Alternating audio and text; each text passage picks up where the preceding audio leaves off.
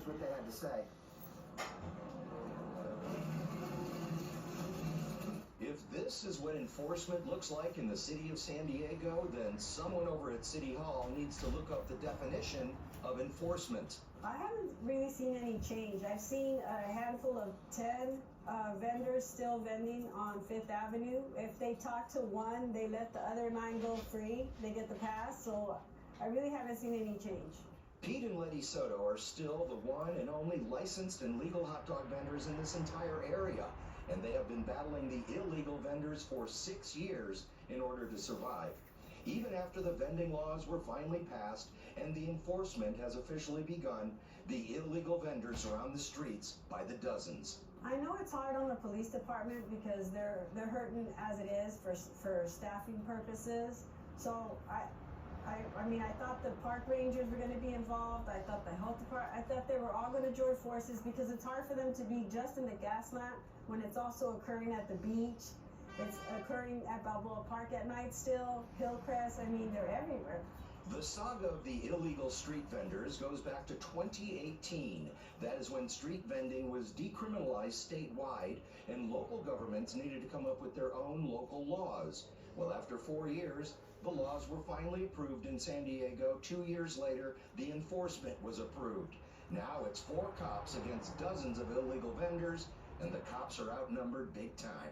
If you have 50 people who are vending and you get to 10 of them, you know, it's chipping away slowly. So just to manage expectations, I mean, if it could happen like magic and they all go away in one weekend, that would be great, but it's just not realistic. Keep in mind, these are not your mom and pop vendors out here. This is different.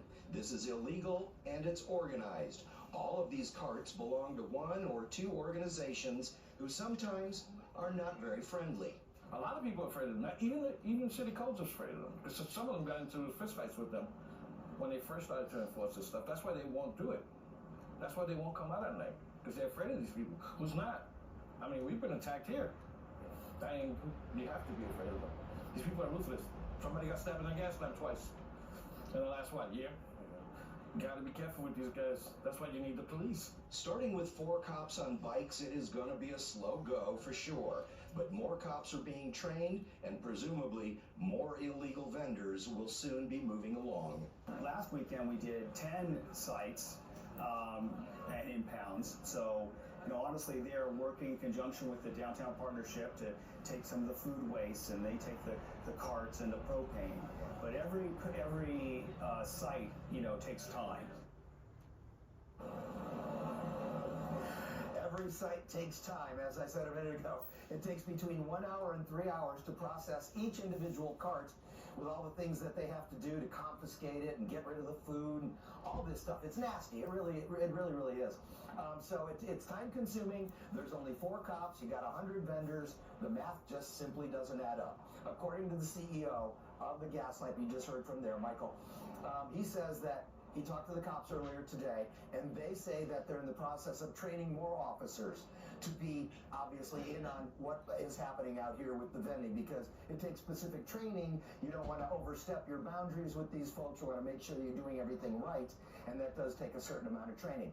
But again, 4 cops for 100 vendors, obviously the math doesn't add up.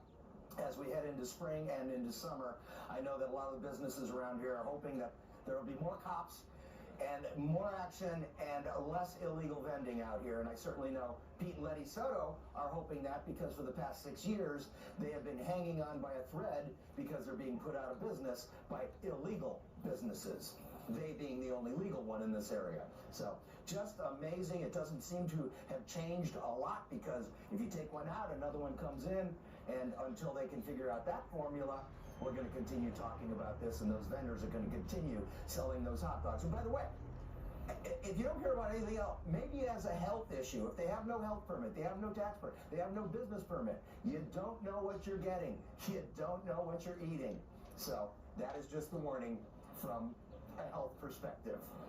We are in the Gaslamp, where the Padres game is just getting out, and there are a lot of happy Padres fans and not so happy Cubs fans. And I'm sure Brandon will have more on that coming up a little bit later. But we'll throw it back to you. Have more for you coming up tonight at 10. And we'll see you then. All right, we have Dan Plant there. He's been tracking vending law